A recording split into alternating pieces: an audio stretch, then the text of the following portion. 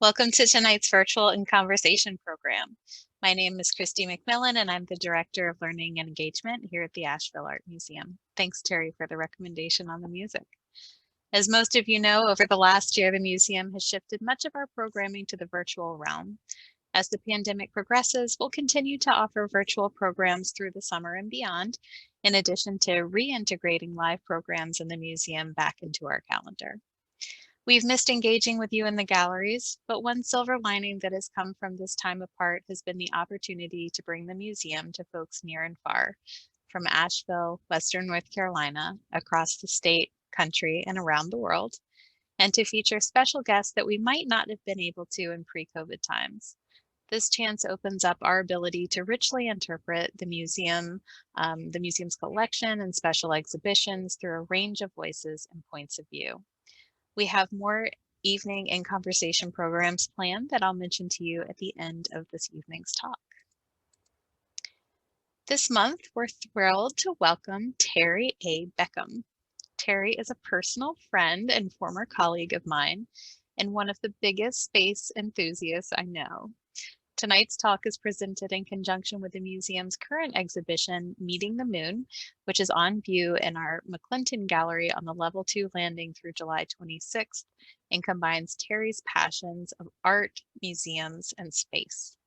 During the program, please add any questions or comments that you have to the chat box. We'll leave time at the end of the evening for Q&A.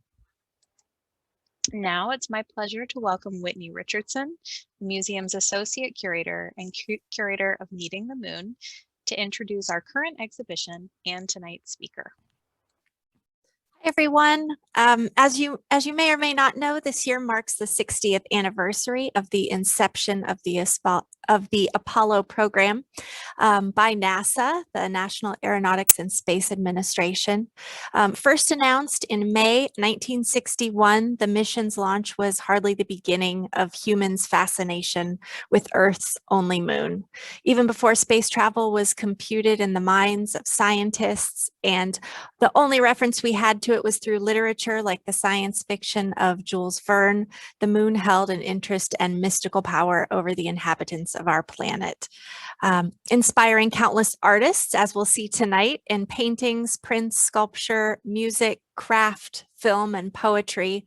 Once astronauts from Apollo 11 landed on the moon's surface on July 20th, 1969, humanity's perspective of our world irrevocably changed. The 1970s saw a surge of creativity flood the American art scene as artists commemorated this momentous occasion. This exhibition features artworks from the museum's collection, all of which illustrate this allure of the at first unknown and then increasingly familiar moon. For me, interest in the moon, NASA, space came about because I grew up in Florida. I was there during the Space Shuttle program and got to see all of the 1980s launches from my backyard. So ever since then, I've been intrigued by it. Given the exhibition's alignment of art and space, this evening's speaker and topic are perfect. Recently retired artist Terry A. Beckham worked as the head of exhibition design at the Birmingham Museum of Art in Alabama for 34 years. Prior to the BMA, he worked as an exhibition designer at the Huntsville Museum of Art, the gallery director and artist in residence at the Greater Birmingham Arts Alliance, and as a consultant and designer at museums, galleries, gardens, and archives across the Southeast. He graduated from the Alabama School for the Fine Arts and received an undergraduate degree from the University of Alabama in an art history and studio art program. As a child, Terry wanted to be an artist or an astronaut. Much to his chagrin, NASA never called, so being an artist has won out. However, he's nurtured a lifelong interest in space and space travel and incorporates visionary concepts into his own multimedia artwork. And now in retirement, he's trained as a docent at the Birmingham Museum of Art, and he has time to devote to producing his own artwork in earnest. He spends time outdoors as a longtime scoutmaster, and he keenly keeps up with anything and everything space exploration. Please join me in welcoming Terry Beckham. Thank you. I'm going to need that to plug. Well, thank y'all so much for having me tonight. This is a real pleasure to talk about art and space.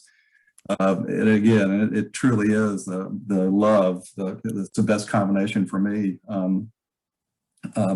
You know, when I worked at the Huntsville Museum of Art back in the early 80s, the first space shuttle launch happened about 3 months after I moved there. And it just rekindled my love of space again, as well as all during that time, I kept meeting people that were involved in the program. You know, they were everywhere, and even some of the board of directors at the Huntsville Museum of Art had been part of Dr. Verner Von Braun's team early on, and they all just said how much fun they were having. I mean, so it was amazing work, but they were having fun. I really enjoyed looking, unfortunately, just virtually at your exhibition, Meeting of the Moon. It's really phenomenal work, and it's amazing how many different ways you can interpret the moon. And again, as varied as every artist is on the planet, there's just phenomenal work in there. And I just have, you know, man has been being influenced and imaging the moon in art ever since, you know, they were scrawling on, you know, cave walls back when. But even from my experience, I was on a canoe trip in the Canadian boundary waters, and we came to some Indian glyphs that were painted on the wall, these cliff walls out in the middle of these lakes. And the best one, there was this big crescent moon that was in like a red ochre color, and right adjacent to it was like a big star. And it, you know, we had just witnessed a conjunction of the moon and Venus, and so I was assuming it was probably that, but there it was. I mean, this gorgeous crescent moon, and you know, you could tell the artist had painted it with his finger. It was about that width, you know, on the side of this rock.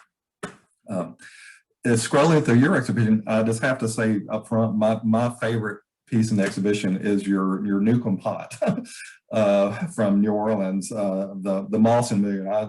I'm just always in love with Newcomb pottery, and you know, that's just the best motifs I think they ever did. So it was pretty grand. Well, let me get rolling.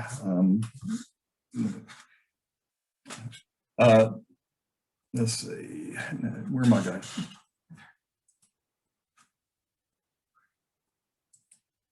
Well, this is to warn you what you're up against here tonight.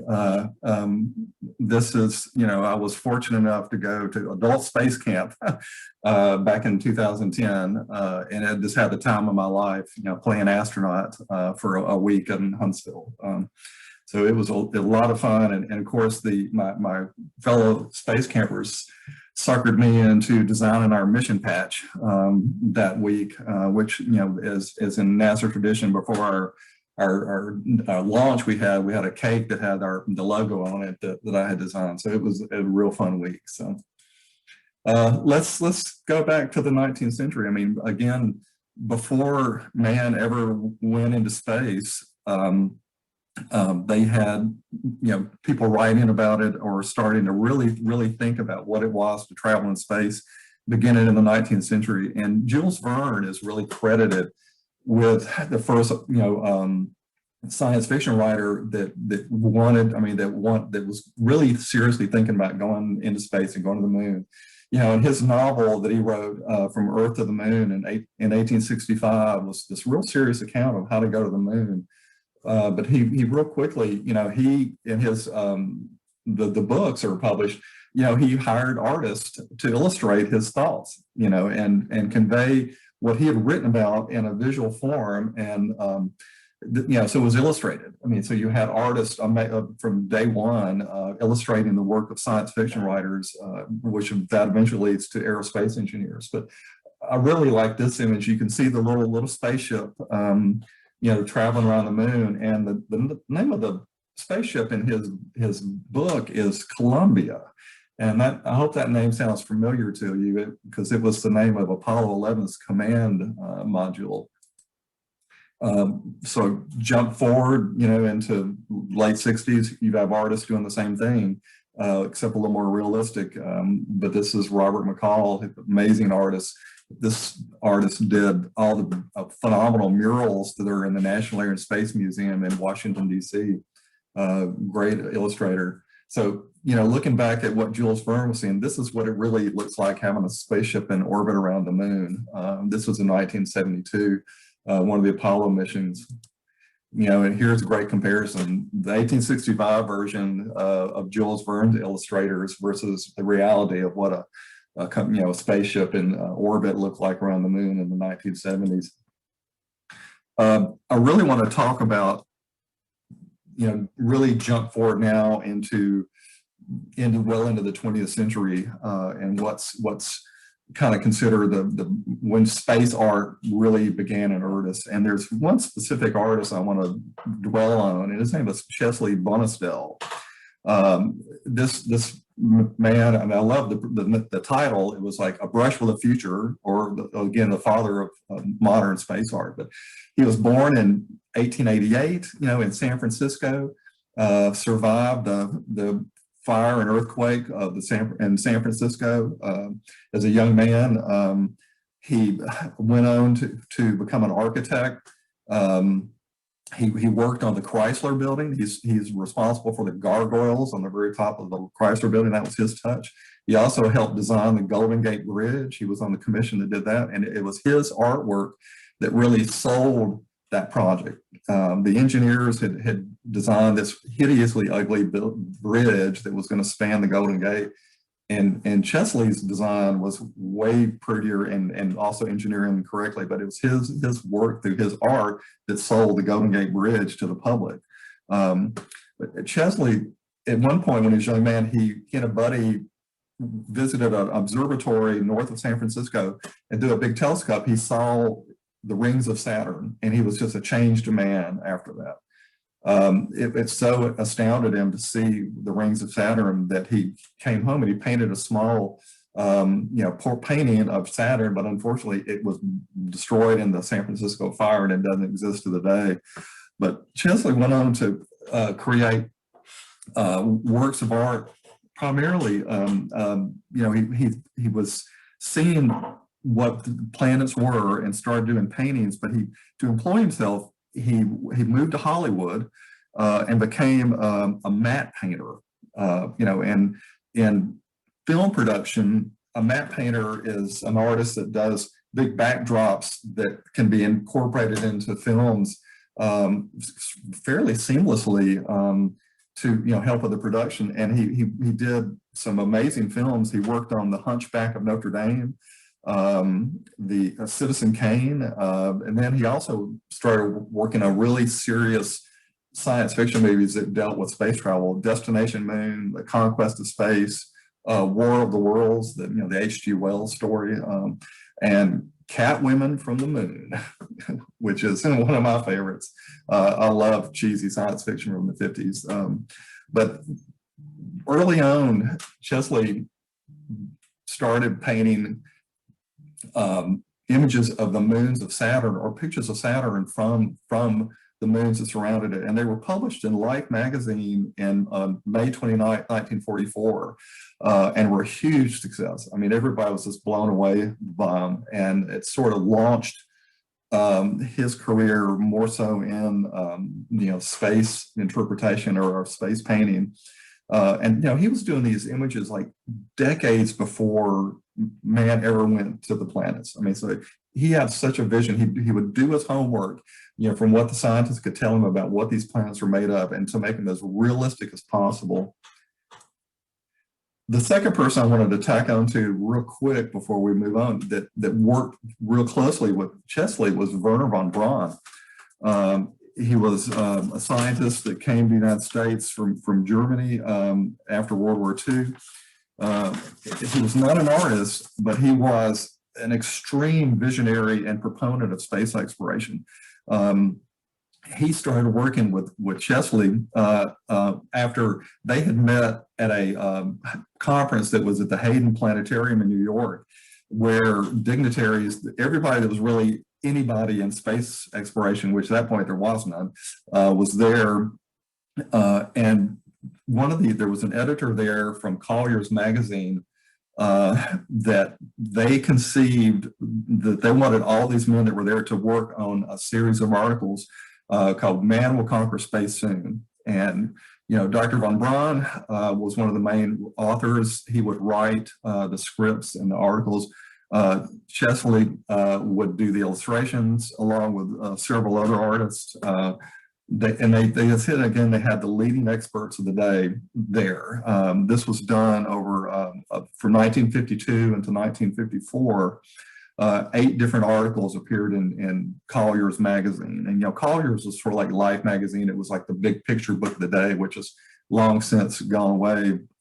But these were just phenomenally popular. And again, they were very seriously thought out how we're going to get to the moon. And Chesley Bona and these other artists, Fred Freeman specifically was one who illustrated it.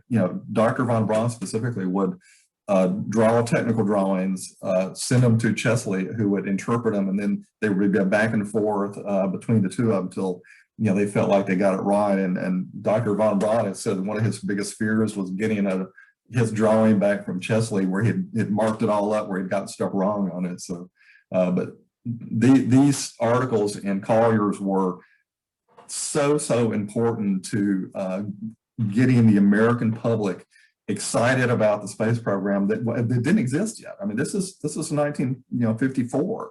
The space age really didn't begin until 1957. But these articles were huge and instrumental in getting the American public thinking and behind what eventually became the U.S. space program.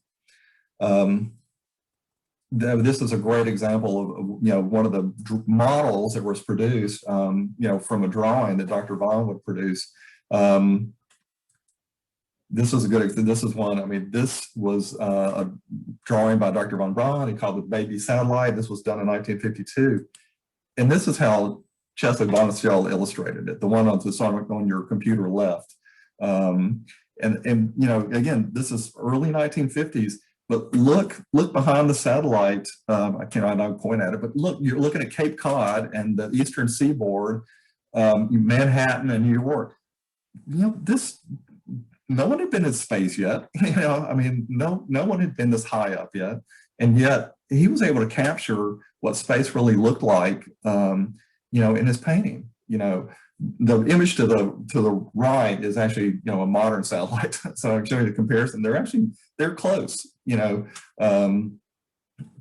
relation to what they really look like. Now, when I was preparing for this talk tonight, I came across this image on the left, which was actually it was a Fred Freeman diagram of what was going on in the baby satellite. I mean, it's a monkey playpen in there. So again, the idea of sending apes into space, before man had already started. But I feel for that one chimpanzee that's back there. He's kind of all buckled in, and his buddies are all floating around, having a good time. But I thought, what a mess that would be. So, Fred Freeman, again, one of the Collier's artists that produced images, and the one on the left specifically, where the astronauts are all grimacing and intent. I'm such a fan of early science fiction or space flight stuff. When they're always depicting that, in the movie, the actors are just laying back in their couches, making the most hideous and grimacing faces they can, to show G-force. So here, Fred Freeman captured it in here. But the image to the right, this was again part of the Collier series. They were concerned about longevity. If you're on the moon, you're going to miss your family, and so these astronauts are talking to their daughter. But as it turns out, the model for the image that's on the screen is Dr. Von Braun's daughter, Marie. So she posed for us. So that was they were all buddies. So he got Marie in there to be a picture. So later, and all throughout the 50s, Dr. Von Braun worked with Walt Disney, created 3 one-hour programs that premiered on the Wonderful World of Disney, that dealt specifically with spaceflight, and they were true Disney to the form. I mean, they were cartoons, they were real life animation, they were real actors. It was all as real as you could get, but they were really exciting. Again, this is promoting art. Animation and art was getting the space program fired up and get people excited to do that.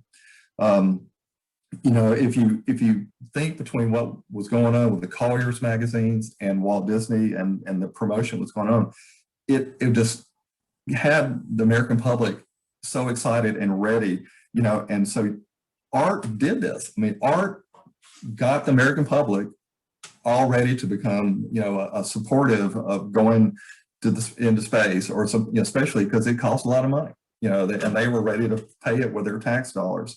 And so art did that, you know, and, you know, 18 years after the first Collier's magazine, you know, man walked on the moon. I mean, it's a really, really short time to go from just, you know, concept and drawings to actually being there. I mean, where you actually walked on the moon.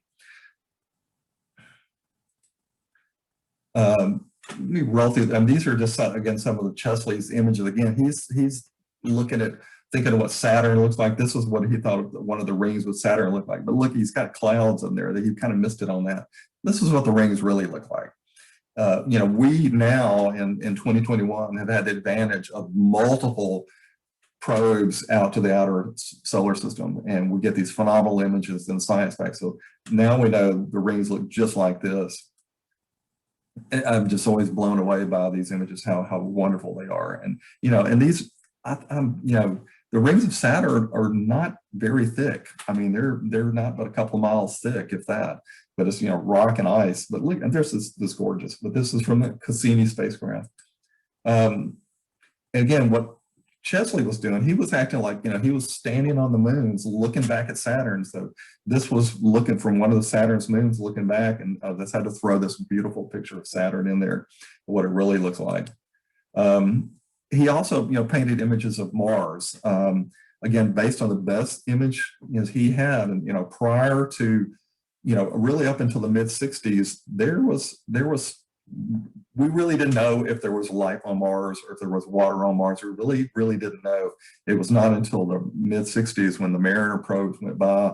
But, you know, there was one astronomer that was looking at Mars, and he thought he saw canals. I mean, and so there was thinking that there was water on Mars and there was canals. And so there must have a you know, water-based oxygen-based atmosphere, because you can see the sky is big. It's blue. It's got clouds in it. You know, you can see the canals going off in the distance. Here's what Mars really looks like.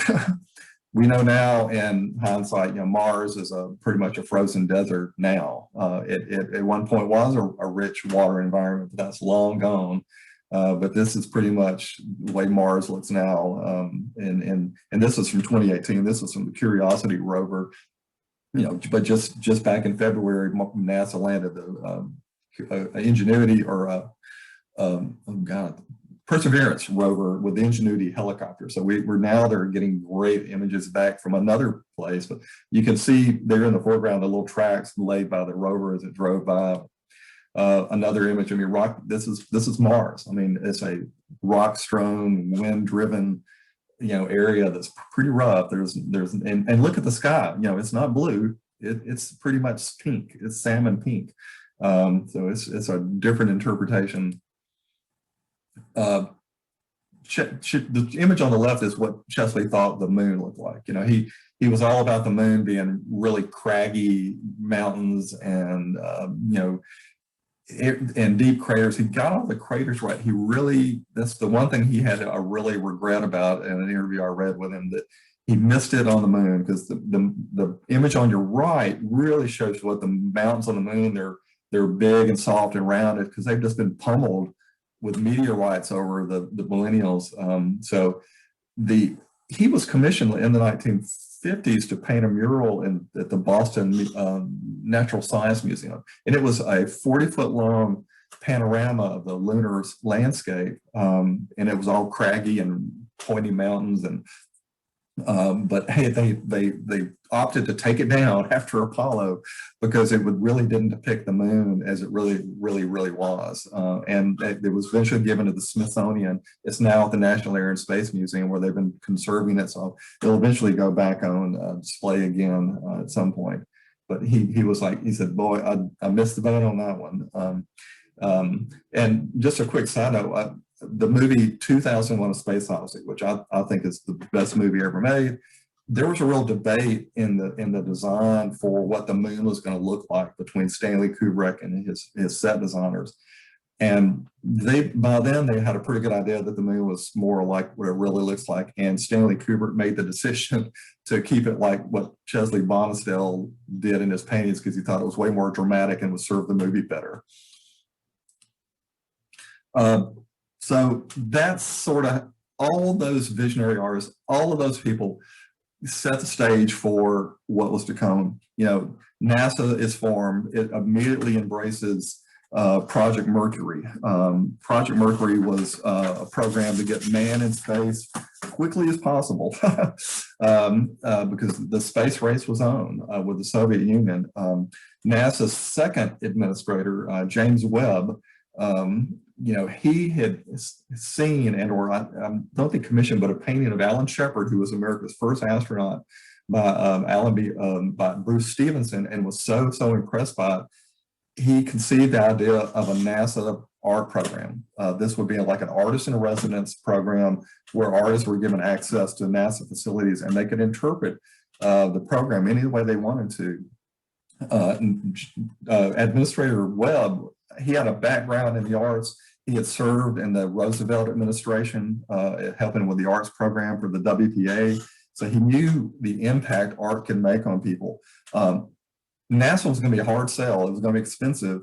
You know, you could take photographs all day long, you know, but they wanted to be able to bring the emotion and what an artist could bring to the table to interpret the space program.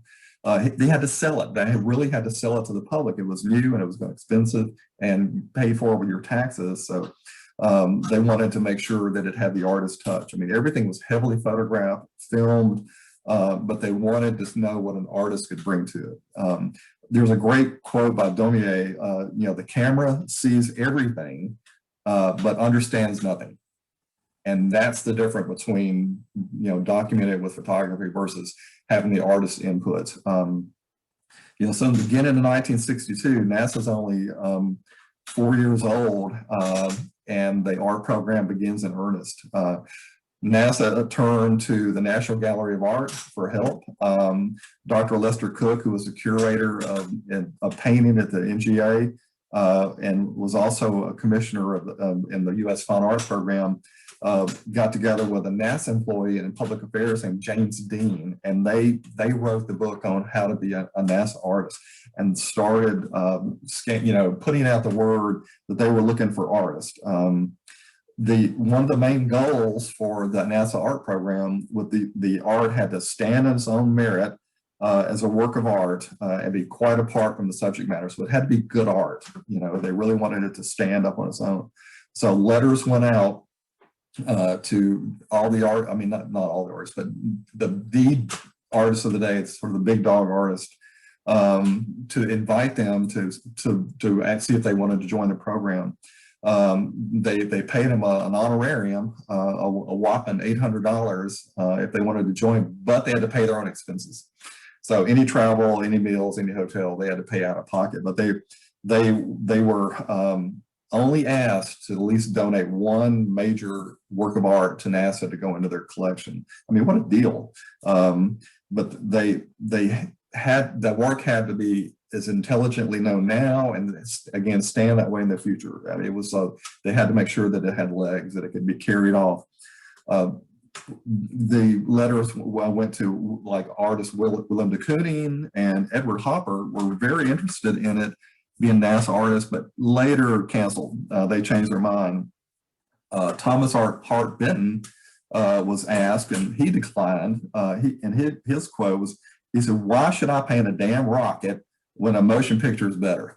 So, you know, I think his pieces would have been grand, but anyway, he chose not to join the program. So the artists are set. They opt to begin with the last Mercury flight. It was Faith 7 with astronaut Gordon Cooper. Artists they went anywhere they wanted to go on this. You know, they were at the Cape, they were on the aircraft carrier Intrepid when it was going to land. I mean, they had access to anywhere. I mean, you know, it was just wonderful. I would kill to be in their shoes right now to do that. I mean, the NASA staff, I mean, they really were not used to having artists around. I mean, they were used to having photographers, but you've got all these guys with sketchbooks and paint, and that was just like a new thing for them to kind of understand, and they had to kind of warm up to him for a while. Andrew Wyeth was asked to be one of the NASA artists, and he declined. He said, I'm way too old to do this, but my young son, 19-year-old Jamie, is a good artist, so why don't you ask him? So Jamie Wyeth joined the program instead of his dad. And he was invited down to the launch for Gemini 4.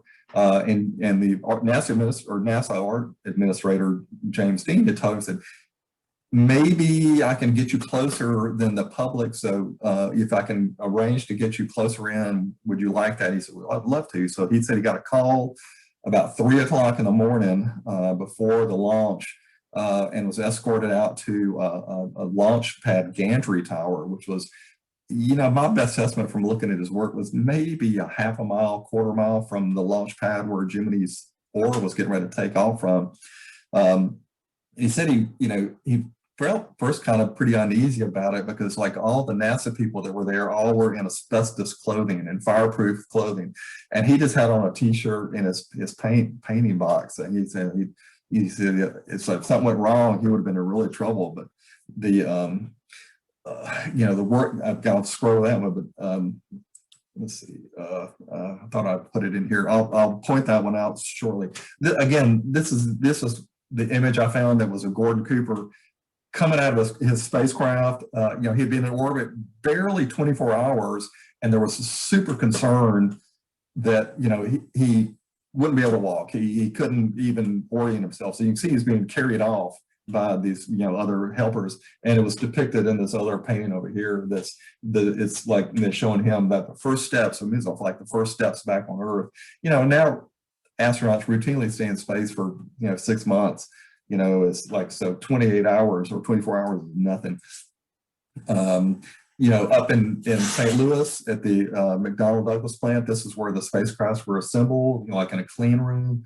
And this was Lamar Dodds, who was a Georgia artist, interpretation of what he saw. So I mean, these artists were going to the factories. I mean, they were going anywhere they could to interpret what's going on. So you've got this great image that was kind of sterile and dull in a photograph, but you know, his very painterly approach to it makes a whole different animal.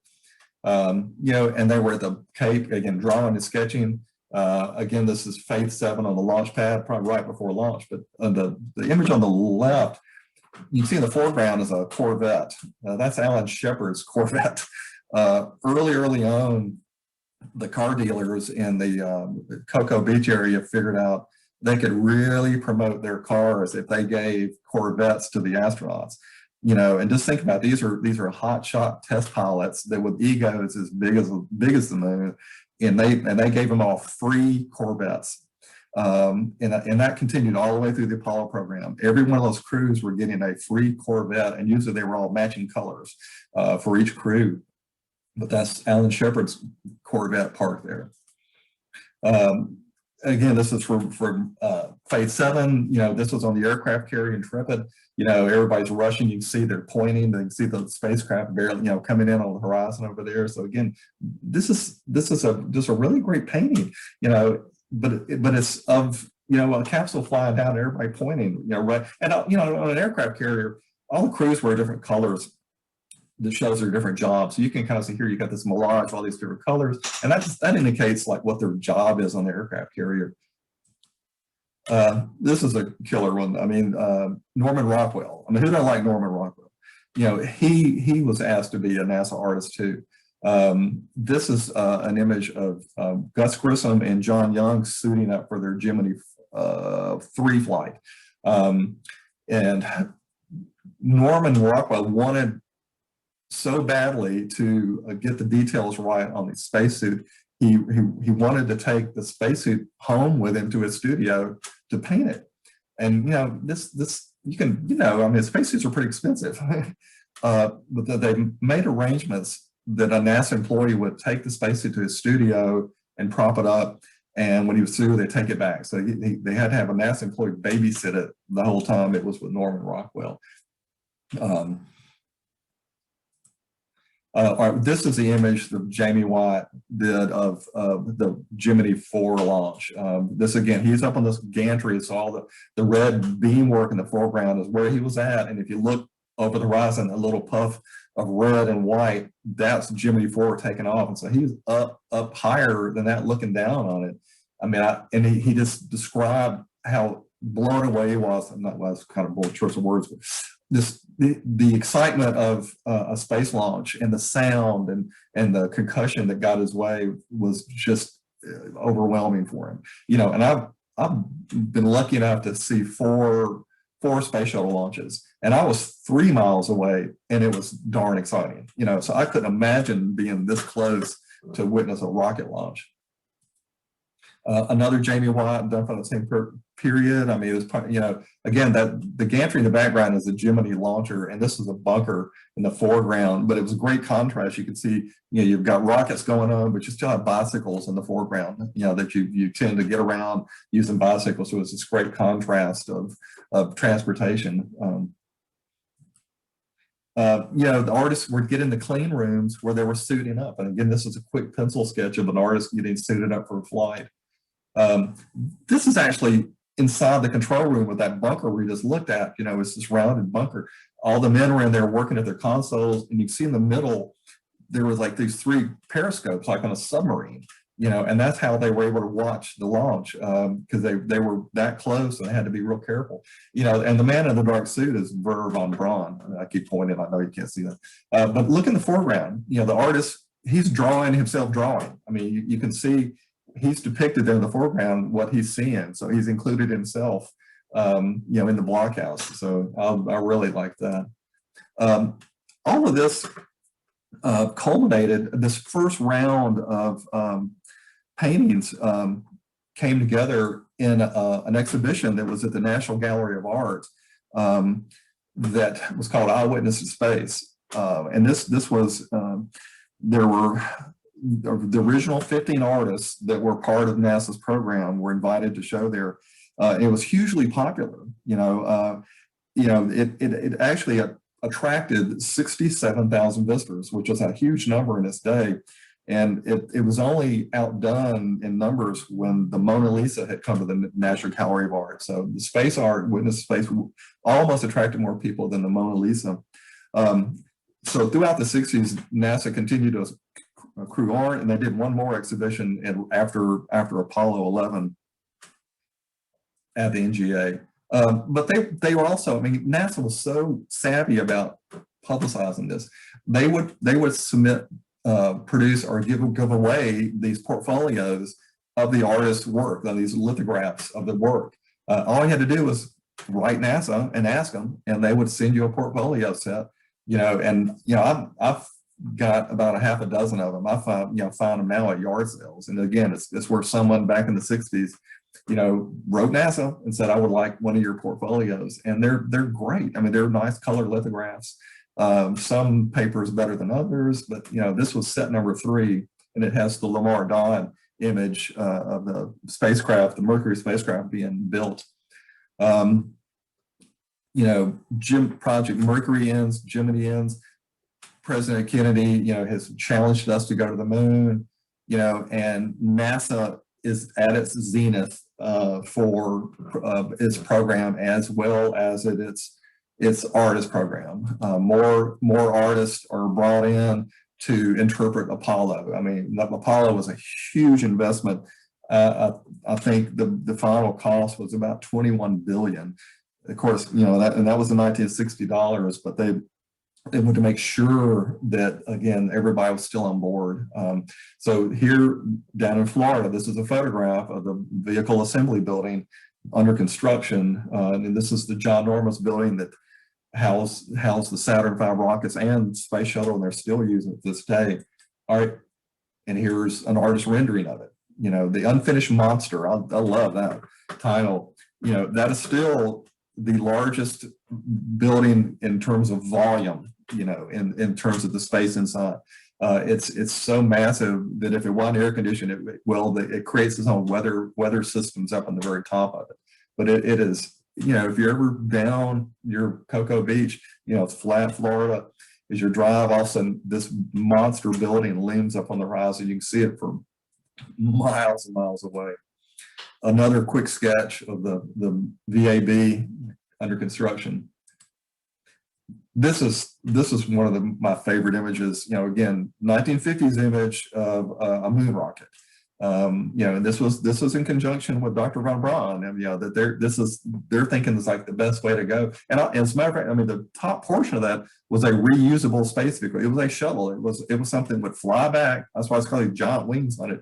That would use it, fly back, and reuse the top portion again. You know, on the right we have what the actual Saturn V moon rocket that Von Braun developed and his team in Huntsville really looked like. So you got to jump here. That's really probably not but about maybe 8 years different in time from one to the other. And it's amazing how the reality changed from the original concepts.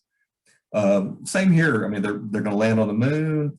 You got this early lander, it looks like a telescope, you know, really from the, you know, and then the middle one is the Norman Rockwell painting from 1966. This is after the hardware for Apollo was decided upon and what it was going to look like.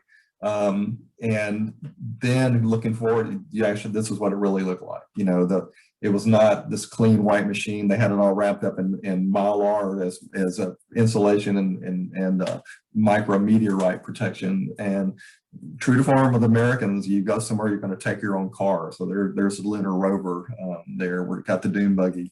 Robert Rauschenberg was one of the artists that was drawn to Apollo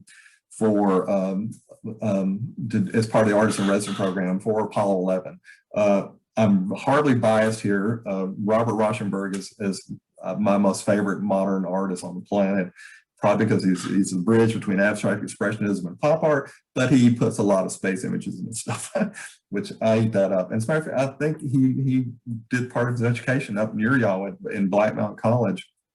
He's should be a local hero to y'all. So, but Robert, you know, he was there for Apollo 11, and he produced a series of prints called Stoned Moon, and it was 33 hand-pulled lithographs that depicted his experience for being in Florida for Apollo 11 and post 11. And one critic said, as an independent series of images composed or perhaps the most avant-garde lithographs ever produced in this era. I mean, I agree. But I mean, look, this is just one of the amazing. You got rockets, you got slashy paintbrush work, and you got a bird. I mean, it's all over the place. Again, same scenario. The technique he was using, he's using a transfer method, but he's drawing and transferring. The one on the right, Skyhook, that's sort of what started me down this path. I kind of knew there was an art program in this, but the BMA had this print. And at one point I was rematting it and I was looking, I said, well, I know that astronaut. I know that astronaut. You know, and it caused me to do a little bit of digging, and I found out really what had happened. And my art studio background was printmaking, so I'm doubly enjoying it because I used to do a lot of lithographs. Again, same scenario, part of the Stone Moon. This is a quick image of that exhibition installed. I want to give you a size of scale. Some of those prints are huge. You know, if you've ever know how, you know, artists' lithographs work, you're working on a ginormous piece of limestone. This old school as it gets, but these great images. Moving forward, I mean, you know, you've got artists trying to conceive what the lunar lander is going to look like. You know, I like the little wooden block in the middle that's got paper clips for legs. That was kind of one of the first designs, but you got, you know, the top left is a Chesley Bona still, and then the rest of them are actually engineers, you know, working with contractors to come up with these images. And really early on, these kind of images, they were coming from the contractors. NASA wasn't producing them, so the companies that were bidding on these jobs or building this were actually some of the first ones to produce art that went out into the public to sell Apollo.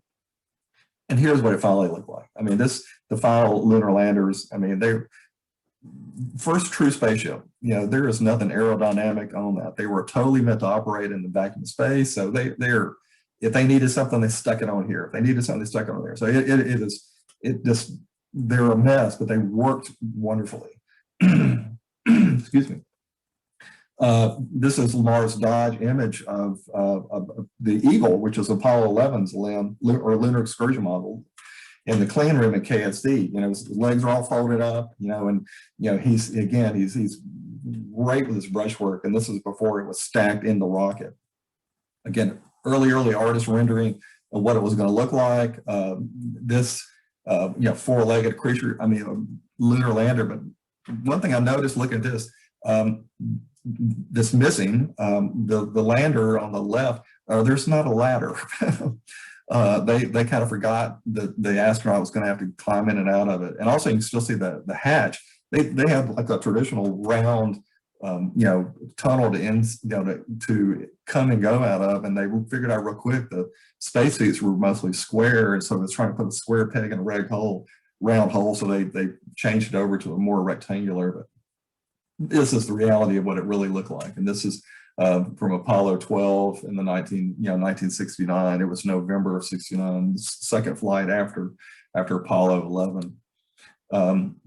Again, Chesley Bonasell's vision in the 1950s, you have these streamlined rockets, you know, that were going to land, you know, come down in one whole piece, tail first on a tongue of flames, touch down, and you're going to climb down a ladder and do a bunch of science, and then take off and fly back home. You know, reality, this is what lunar landing looked like. You know, you had a lunar module, really pretty teeny, and it becomes the launch pad for when you return. But I will say this, though, now think what's going on now with SpaceX. You know, they are returning rockets back to Earth, you know, on a tongue of flames, just like they were in science fiction. Those rockets are coming back and landing here, and they're reusing them over and over and over. So there's where some of the early science fictions come to pass, you know, in terms of what SpaceX is doing. Apollo 9 LIMS, they called it the spider, you know, imagine why. In orbit, and here's an interpretation of Lamar's Dodge of what that looked like to him. Again, really great image, you know, and it's showing motion. And one of the things they were doing, you know, is in Earth orbit, they were testing it. They were moving all around and doing it, make it do different stuff to make sure it was safe before they sent it to the moon. Yeah, I just thought this was fun. You know, early spacesuits were pretty silly, but this was really the very first spacesuit that Americans were flying into space. Again, lunar exploration reality, and this was what it was being conceived of as prior to that. Again, these drawings were made in mission control from television monitors, because at one time there was never more than 2 people on the moon at a time. But so he's kind of showing time-lapse stuff here. So you actually see 3 people, but it was never 2. Mission control in Houston, real sterile. Then, you know, all men, all in white shirts with pocket protectors. It was kind of a man's world back then. That's certainly changed now. NASA is very diverse, and it's not the you know, middle-aged white men in white shirts anymore. This is actually a concept of a rocket going out to the launch pad. The ladders, and again, this is the gantry, the surface structure as it goes. You can see the rocket is kind of clouded in there as the Saturn I rocket. But again, it's again, the artist, he was free to interpret that any way he wanted to. They chose to do the support material. You know, you've got the giant antennas were down there. You have the, you know, this one guy was, you know, he's drawing the television cameras that they were filming, and, you know, just making these quick pen sketches. You know, Paul Cowley, brilliant sketch artist. You know, he was in the clean room, and it's got this great rendering of Neil Armstrong. This when they're suiting up. You can say, I think that was probably refined later. The one on the right is more accurate, I'm sure, because he was sketching for really quick, and then refined it later when he got back into the studio. You know, NASA's continued to expand, you know, their moon program and invite different artists in as times have changed. I mean, you got William Wegman with Chip and Beatty exploring the moon or exploring from space. This great photograph. Michael Collins, again, Paul Cowley suiting up for Apollo 11. You know, and Michael Collins, if you were watching news, he just died maybe about 10 days ago. So, you know, he was the command module pilot for Apollo 11. And people kept saying he was the loneliest man in the world, but he said he really enjoyed, because when you go behind the moon, he'd be out of contact. But he said he was fine with that. He said, you know, he really enjoyed having the spaceship to himself because it's really kind of small. And he actually painted in post-retirement. He painted a little bit too. But he was also the first director of the National Air and Space Museum when it opened in 1976. And also, again, looking at your checklist for your exhibition, the images of Apollo 11, the very last one, you had credited, it said photographer unknown. Well, I'd like to fix that. That photographer was Michael Collins. He took that picture of the Eagle approaching the command module. Andy Warhol was a NASA artist. You know, this is so typical Warhol, but that's Buzz Aldrin on Apollo 11. You had artists out in the fleet. I mean, you know, where they were picking the astronauts out of the sea. I always like this. You can see the astronauts out there waving his hand, you know, like, pick me up. You know, he's probably really tired of being out there. But frequently, the astronauts were getting seasick when they were waiting to be picked up. Jumping back just a little bit again, early on, the visionary artists, I mean, they were wanting to do a space station, you know, and they were always drawn like this, these ginormous wheels that would spin and create false gravity, you know, assembled in pieces, you know, that were brought up. Here's what they really look like. The very first space station was Skylab, but this is a great artist rendering. Again, the artists had to kind of go there first to let us know what it was going to be, and it's showing how all the insides were made for it. A good image of what it looked like. This is actually depicting, they had to do some repair work on it initially because it had got damaged in launch, and the first crew had to go out and free some solar panels and put up that gold foil shade to protect it from getting too hot. So, but here in reality, this is what it looked like in orbit. I mean, so you had an artist concept, and now you have reality. And now this is what the ISS looks like. I mean, this is the space station. This has been in orbit now for 20 years. And there have been artists that lived on the space station, both cosmonauts and astronauts that have painted. They've taken their sketchbooks and painted, and because they're there for 6 months, and when they have some free time, you know, they're looking out the window a lot and enjoying the view and interpreting it themselves. Let's talk about the space shuttle interpretation. Again, Chesley Bona's version was like a slick rocket that would take off. The version down on the right was, again, from 2001, A Space Odyssey. This is, you know, a space shuttle, but I love it because it's Pan Am. I hope all of y'all remember Pan Am was so confident that they were going to be going to the moon that they were already selling tickets to space on Pan Am. Early artist concept of what the space shuttle was going to look like, fully reusable, all kind of different configurations. The far right was sort of what they ended up with, but even that changed. Again, artists depicting what it was going to look like and how it was going to operate in space. This is getting a little closer to what it was going to be like, but it was still not quite there.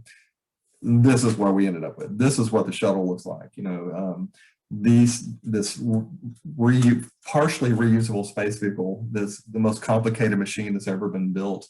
but pretty phenomenal. It flew successfully 135 times. Unfortunately, most people remember it as the 2 accidents they had. But this is a gorgeous image of it in space. I mean, really beautiful. Landed like an airplane. The very first flight, the commander was John Young, and this painting was made of him in the White Room, where they were suited up, and he was relaxed. And even when he launched, again, this first space shuttle had never been launched before. They had to launch it crewed. His heartbeat was around 80 beats per minute. His pilot, Bob Crippens, was about 160. And that was his first time to go into space, and it was John Young's 4th at that time. So he was just really cool. Artists flooded the Cape again during our Kennedy Space Center to interpret the space shuttle program. These are just great interpretations of what it looked like. You're looking at something that's loud and smoky and amazing, and you're going to put your spin on it and do it this way.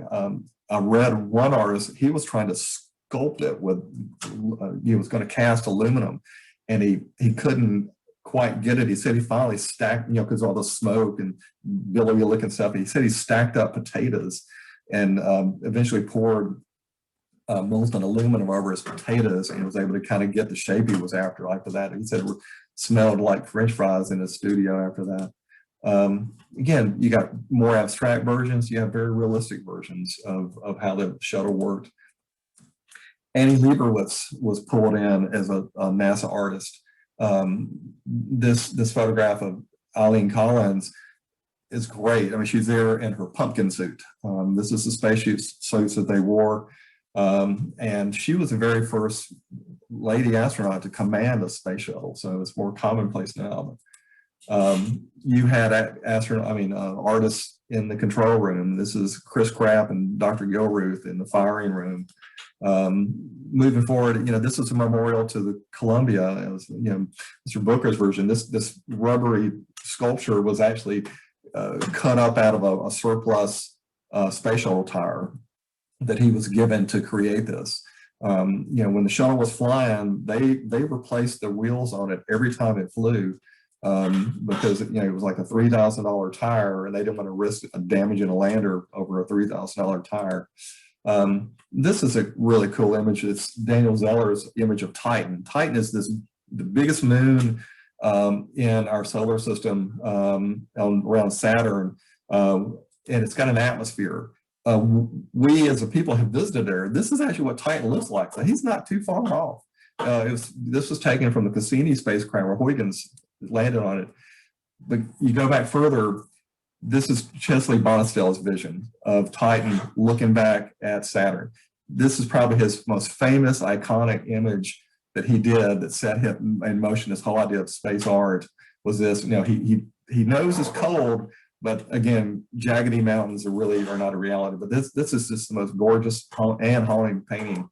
Again, astronauts that were artists that were at the Cape, they're drawing the hotels too. The satellite hotel that was there is long gone, unfortunately. There were, these artists were also doing books, children's books at the time. I had the pleasure of meeting astronaut Tom Jones on a trip, and he told me that this book he had is what inspired him to become an astronaut, and he carried it with him in space. And I wrote him, and I said, can I have permission to use this image? And so he sent me this picture of him in space with his book that he carried in orbit with him. And being like every other tourist, when I've been to KSC, I've carried my sketchbook. I draw. I'm trying to pick up the game just like everybody else. So these are from my sketchbook where I was drawing launch pads in the VAB. Here I turned it into a painting on the right. Again, low horizon with all this space stuff in the top. So in a Space Center, I enjoy drawing this stuff. Well, let me sort of start summing it up, and I want to tell you about this man, Alan Bean. He was the 4th man to walk on the moon. He was the lunar module pilot of Apollo 12. When he retired from NASA, he started painting full time images of the moon that he alone can do from memory. There is no one else has been there. So he's done ample paintings based on his experiences and all the other Apollo astronauts based on his memory of when he was there. So this was an example of his painting.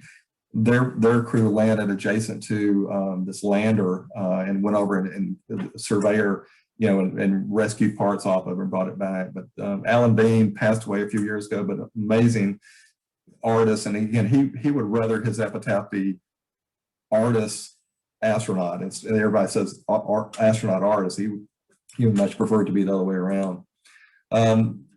NASA's, had logos over the years. The first from 59 to 60 was not kind of okay, but then they did the famous meatball that's real common.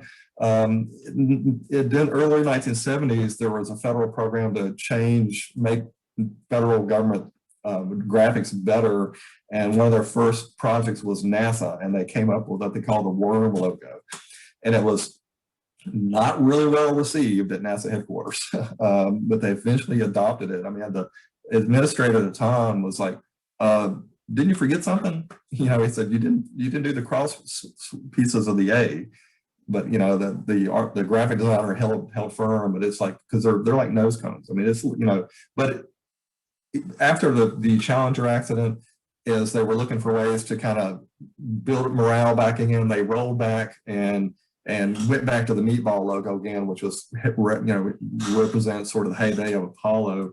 And it was not until here this last year, SpaceX resurrected the worm logo again, and they started using it on their crewed missions. So if you see a SpaceX rocket launch, it's going to have the worm logo and the meatball. You can see here again, worm before 1992. After 92, you go back to meatball. I guess in somewhat summation, artists have done amazing things in space, but look at this. This is just an image from Jupiter that was taken from the Juno mission that's circling Mars. Or Jupiter now. That's so beautiful, and that's the real thing, But an artist would have a hard time interpreting that. But this is just amazing. And that's just a different angle that we're used to looking at because of the spacecraft. But this is a close-up. Look at that. And the one on the right is the pole of Jupiter.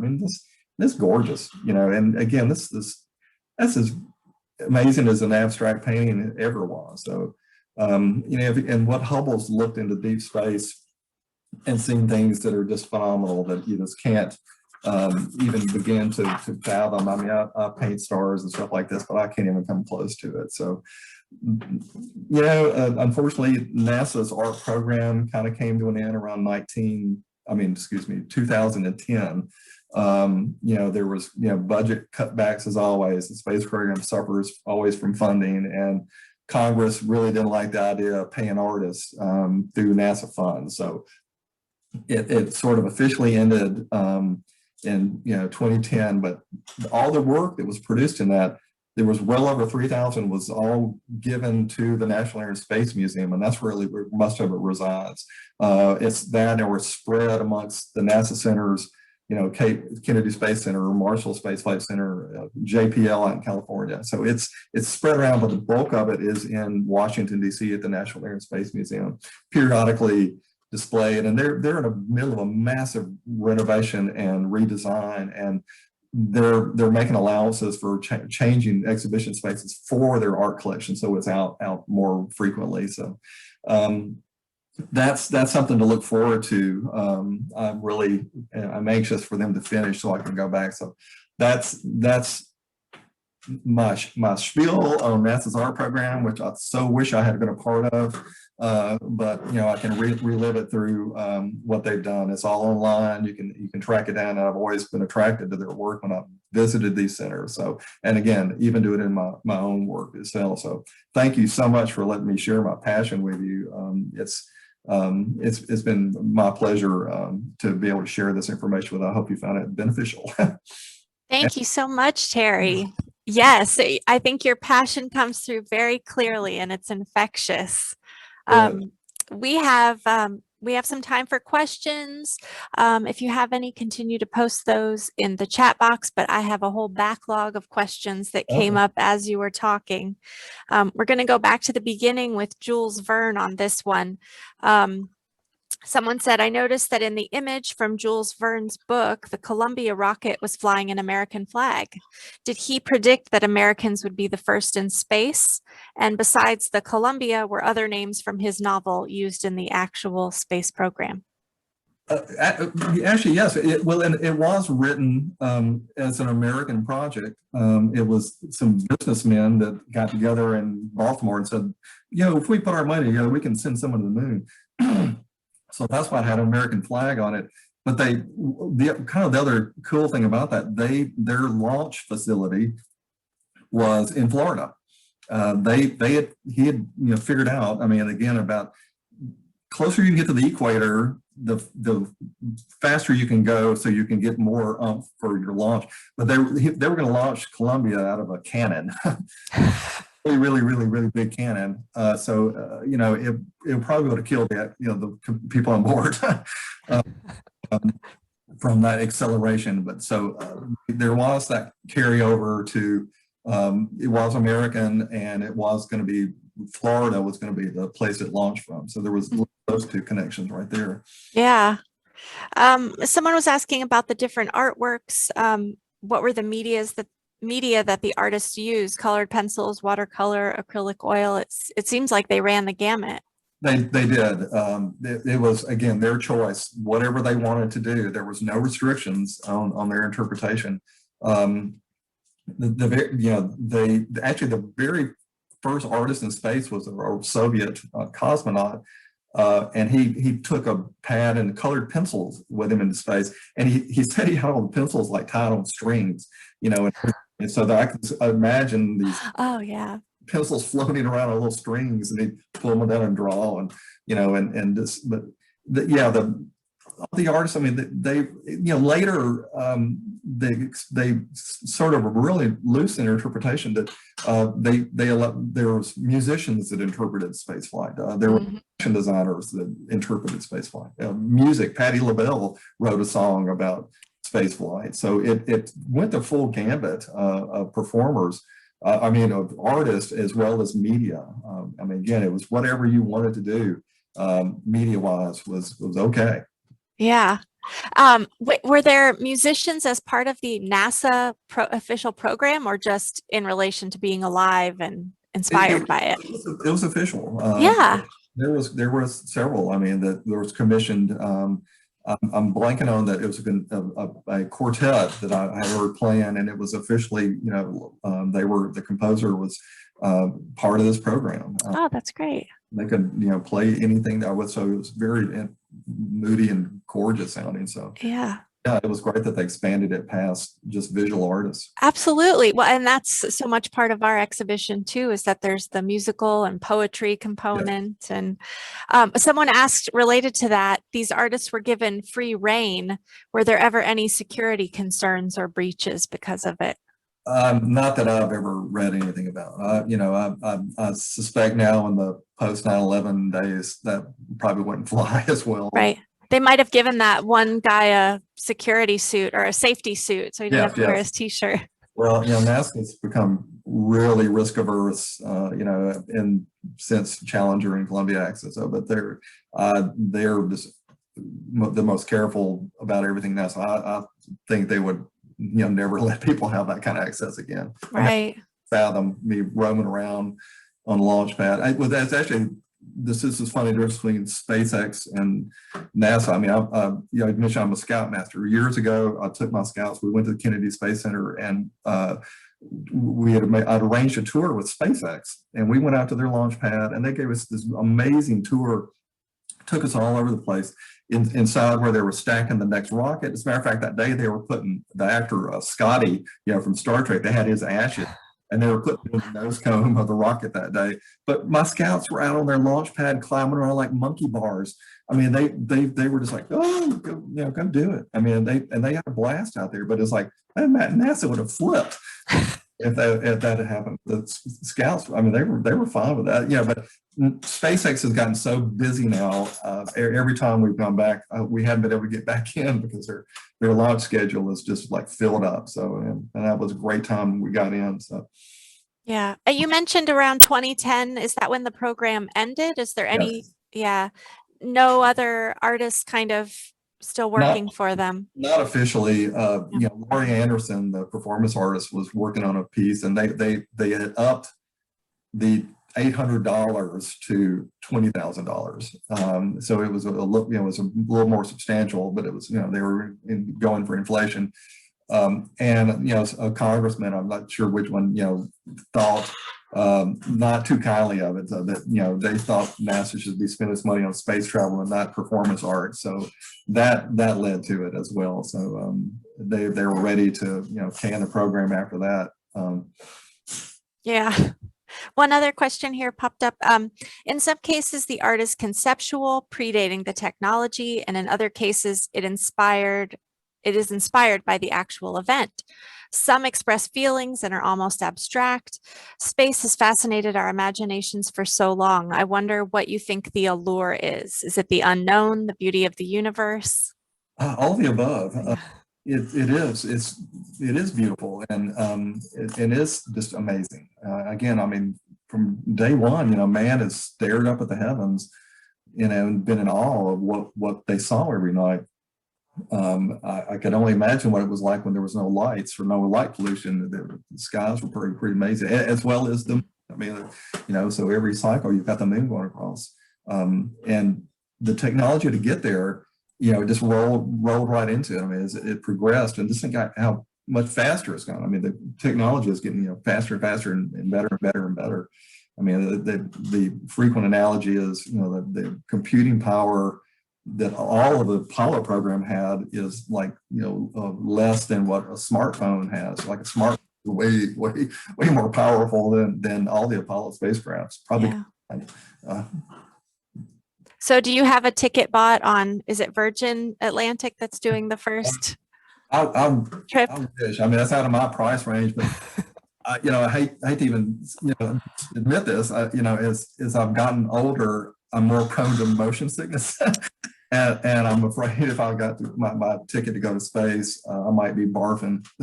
That was my question when you said you were at adult space camp. I was like, I would be there for every part of it except the quick motion. Well, I did my best. I did. I was real quick. If it was not going well, that's good. That's good. But you know, it just, that's something that you know, it came on later in life. I got scuba certified when I was in my 40s, and so that was the first time I started getting seasick when I was out learning how to scuba dive. But scuba diving is like spacewalking. I mean, there's a reason why the astronauts train underwater. So that's probably as close as I'll ever get is underwater scuba diving. I just pretend I'm actually in space, and instead of, you know, seeing fish. There you go. I wish I could go to space. God, it'd be amazing. Yeah. Well, I just want to thank you so much for doing this program tonight. If anyone else has a last minute question, go ahead and type it in. But we had a lot of great questions, a lot of points. I was taking notes. I learned a lot tonight, and I really appreciate it. I want to thank you for leading this evening's program. I wish we could have hosted you here in person at the museum, of course. Yeah, we're so grateful for your time. I'll turn it back over to Christy, who will wrap up this evening's program, and thank you.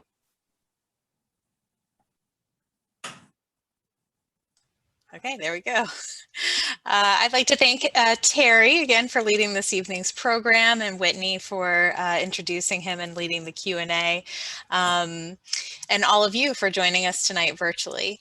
We'll be sending out an evaluation to collect your feedback on this evening's program, so please watch your email. The museum is currently open to visitors with COVID-19 safety measures in place. You can learn more about those safety measures, as well as our current and upcoming exhibitions, virtual programs, and small group in-person offerings at ashevilleart.org. And if you enjoyed tonight's program, please consider making a donation to our annual fund or becoming a museum member. Please also mark your calendars for our next In Conversation program. On June 17th, in conjunction with our current exhibition, Our Strength is Our People, the Humanist Photographs of Lewis Hine, UNC Asheville's Dr. Ken Betzalel discusses social reformers, documentary photographers, and thinkers whose ideas and ways of seeing have come to shape the way we think about society and the role of government in addressing social problems, including pragmatic vision, blind spots, and possibilities. This program is posted on our website, and more virtual talks and conversations are added to our calendar daily. For more information and to register, visit ashevilleart.org. We hope to see you in the galleries or at another virtual program through our Museum from Home initiative. Thank you all for your support. Stay well and have a great rest of your week.